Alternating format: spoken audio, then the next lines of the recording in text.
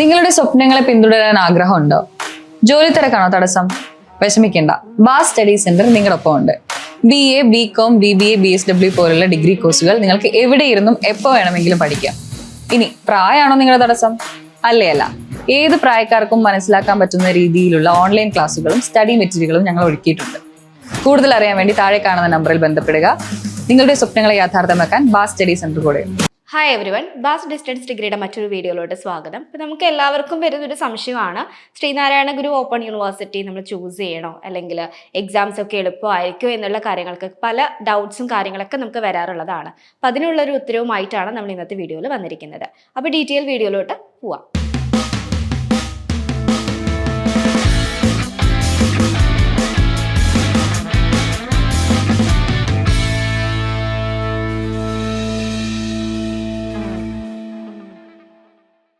ശ്രീനാരായണ ഗുരു open യൂണിവേഴ്സിറ്റിയിലേക്ക് admission എടുക്കാൻ താല്പര്യപ്പെടുന്ന വിദ്യാർത്ഥികളാണ് നിങ്ങളെങ്കിൽ താഴെ കാണുന്ന നമ്പറിൽ കോൺടാക്ട് ചെയ്യുക. അപ്പോൾ നമ്മൾ പറഞ്ഞതുപോലെ തന്നെ ശ്രീനാരായണ ഗുരു ഓപ്പൺ യൂണിവേഴ്സിറ്റിയിലേക്ക് അഡ്മിഷൻ എടുക്കണോ വേണ്ടയോ എന്നുള്ള ചിന്താഗതിയോടുകൂടി ഇരിക്കുന്ന ആളുകളായിരിക്കാം പലരും. അപ്പം നമുക്ക് ഈ ഒരു എക്സാമിൻ്റെ കാര്യത്തിലായിരിക്കും കുറച്ച് ഡൗട്ട്സും കാര്യങ്ങളൊക്കെ വരുന്നുണ്ടായിരിക്കുക.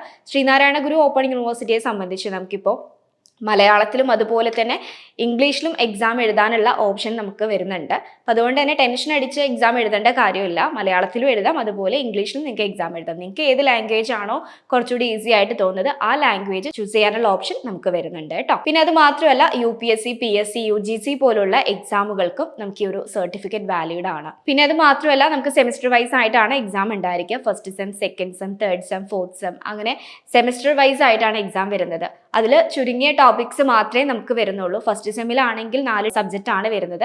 4 സബ്ജക്റ്റ് നിങ്ങൾക്ക് ഇപ്പം ചൂസ് ചെയ്യാനുള്ള ഓപ്ഷനും നമുക്ക് അവൈലബിൾ ആണ്. നമുക്ക് കോമൺ പേപ്പേഴ്സ് ഒക്കെ വരുന്നുണ്ടെങ്കിൽ തന്നെ നിങ്ങൾക്ക് ഈസി ആയിട്ടുള്ള സബ്ജക്റ്റ് ഏതാണോ ആ സബ്ജക്റ്റ് നിങ്ങൾക്ക് ചൂസ് ചെയ്യാൻ വേണ്ടി സാധിക്കും കേട്ടോ. അപ്പം നിങ്ങൾ പ്രത്യേകം സബ്ജക്റ്റും കാര്യങ്ങളൊക്കെ ചൂസ് ചെയ്യുമ്പോൾ ശ്രദ്ധിക്കുക, നിങ്ങൾക്ക് പഠിക്കാൻ പറ്റുന്നതാണോ അല്ലെങ്കിൽ മുന്നോട്ട് പോകാൻ കഴിയുമോ എന്നുള്ള കാര്യങ്ങളൊക്കെ നോക്കിയിട്ട് വേണം നമ്മളൊരു സബ്ജക്റ്റ് ചൂസ് ചെയ്യാനായിട്ട്. അപ്പം അത്തരത്തിലുള്ള കാര്യങ്ങളൊക്കെ പ്രത്യേകം ശ്രദ്ധിക്കുകയാണെങ്കിൽ കുറച്ചുകൂടെ ബെറ്റർ ആയിരിക്കും കേട്ടോ. നമ്മുടെ സ്റ്റുഡൻസ് ആണെങ്കിൽ നിങ്ങൾ ടെൻഷൻ ആവേണ്ട കാര്യമില്ല, നിങ്ങളുടെ കംപ്ലീറ്റ് സർവീസ് നമ്മളിവിടെ പ്രൊവൈഡ് ചെയ്യുന്നുണ്ട്. ഇനി പുറത്തുള്ള സ്റ്റുഡൻസ് ആണെന്നുണ്ടെങ്കിൽ ഇത്തരത്തിലുള്ള കാര്യങ്ങളൊക്കെ ശ്രദ്ധിക്കുക. അതുപോലെ എക്സാമിന് വേണ്ടിയിട്ട് ടെൻഷൻ അടിക്കേണ്ട കാര്യമില്ല. ടെൻഷൻ അടിക്കാത്ത രൂപത്തിൽ തന്നെ നമുക്ക് ഈസി ആയിട്ട് പാസ്സാവാൻ പറ്റുന്ന സബ്ജക്റ്റ് മാത്രമേ നമുക്ക് വരുന്നുള്ളൂ. അപ്പം നിങ്ങൾക്ക് സിമ്പിളായിട്ട് പാസ്സാവാൻ വേണ്ടി സാധിക്കും. ഈ ഒരു സബ്ജക്റ്റുമായി ബന്ധപ്പെട്ട് മറ്റെന്തെങ്കിലും സംശയങ്ങളോ കാര്യങ്ങളോ നിങ്ങൾക്കുണ്ടെങ്കിൽ താഴെ കമൻറ്റ് ചെയ്യാവുന്നതാണ്. അപ്പോൾ മറ്റൊരു യൂസ്ഫുൾ വീഡിയോയുമായി വീണ്ടും കാണാം. താങ്ക്